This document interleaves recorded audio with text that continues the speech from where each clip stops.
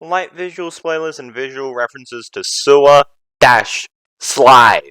You've been warned. Persona 3 has been a game I've been interested in for quite a while. I swear things I've been interested in isn't gonna become a constant theme with the talks this year. It's purely coincidental. Anyway, Persona 3. I saw the intro for the original release and the game interested me because...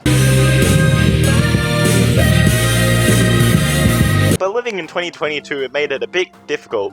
This game's pretty expensive, so you would assume I'd be excited when I heard Persona 5 Royal, 4 Golden, and 3 Portable were coming to modern platforms. No, I thought there were spin-offs, damn it!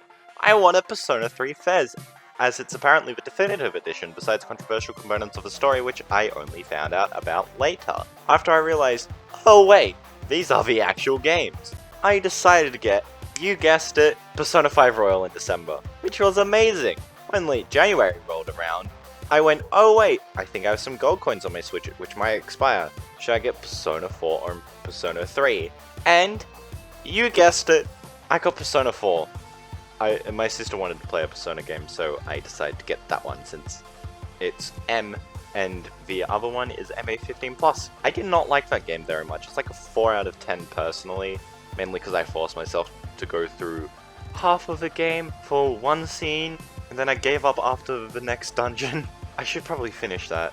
Anyway, playing that game made me quite concerned about Persona 3, because I didn't like Persona 4, and apparently Persona 3 and 4 are a lot closer than Persona 3 and 5. A big positive is that I was much more interested in the story of Persona 3, mainly because of...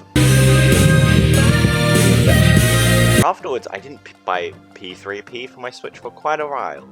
Right around when I was thinking of buying it, because I kind of forgot it existed, and the fact I had seen video thumbnails talking about the poor porting process.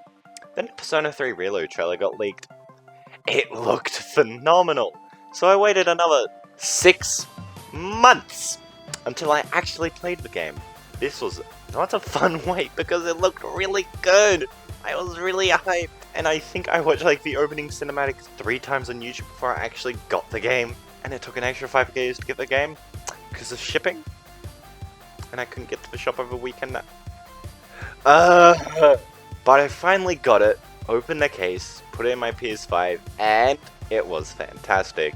The introduction, not the OP, but that's also really good. The intro to the game is really good. Does a great job of captivating the audience as soon as possible, as in literally the opening cutscene. Gets you to start questioning about what on earth is going on really quickly, and it wants you wanting answers that you do get eventually. The gameplay is fun, difficult not to play an RPG fun if you like others besides just simple mechanics, extremely repetitive fights, and grinding. Persona 3, however, seems to not require grinding too much, just a little bit early on in the game, which is awesome for the most part. You will be slightly under-leveled if you don't grind that early, but it is probably manageable if you don't suck on normal, at least, because that's the difficulty I played on. On the other difficulties, it may or may not be required. A problem with this game is that it can be a bit too easy on normal.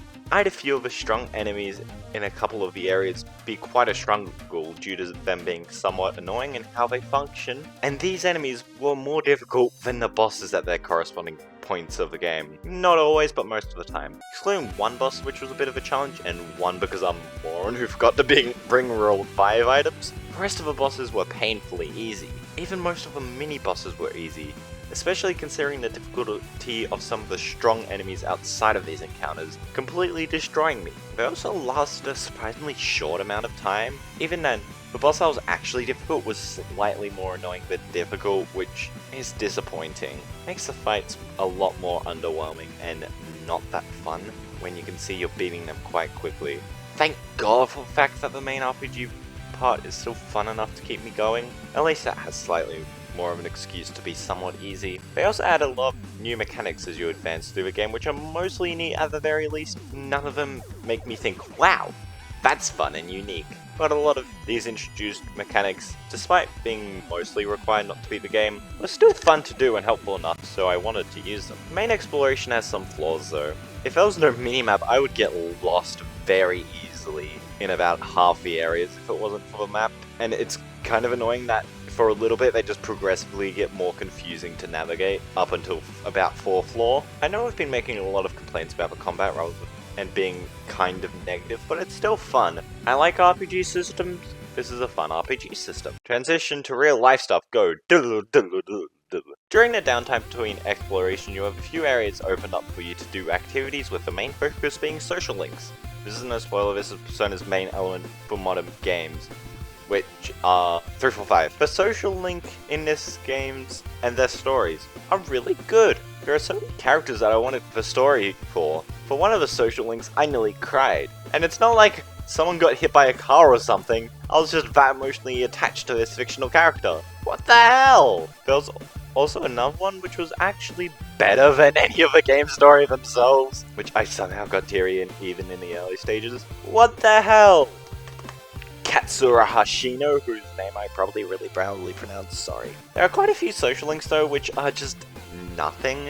One of the nighttime ones, which I started off being really interested in, but then slowly lost all interest because nothing was happening, and the conclusion to that arc felt rushed. The only problem with social links as a collective is that unless you care about the story, there is very little reason to do them. All they do is make the personas you summon more powerful, which is handy but not extremely required. Oh right, the thing this game is named after. I forgot. The persona system works well. Look, it's fairly difficult to be mostly spoil-free and critique a game, but yeah, I reckon it's pretty good. It's just a bit annoying that if you're looking for something specific, it can be hard to get. The social links are done well and really help what the themes are. I think.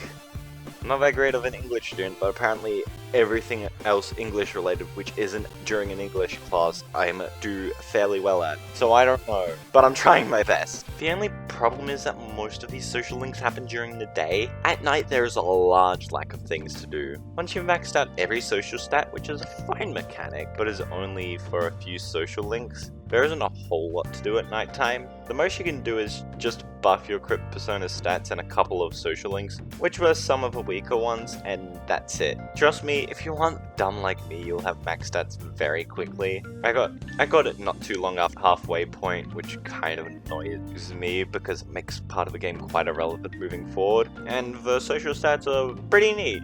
I like how it makes you have to manage your time more. The voice acting and music for the most part is really good. Fuga actually has directions which she didn't have in the original, which I've heard some of her lines. Some screens do sound a bit unintentionally funny, but overall, good job. The ending unfortunately doesn't feel that built up to enough during the time beforehand. I used the last week just to finish up a couple social links and nothing about the stakes or tension rose at all. It was a bit underwhelming unfortunately. The final stretch of the day was really good, and the final boss, despite being easy mainly because I defeated the super boss which boosted me to level 90, oops, it was still fun. Also, I was a bit confused about the epilogue because I knew what happened, but it didn't seem like it happened, but it actually did. But if I say any more, I'll make it too obvious and I'll shut up. The story for the most part is really good, besides one part which I didn't see coming, and thinking back, it doesn't make sense. Oh yeah, and the final boss theme was really good. Now I'm gonna start comparing to the other 2%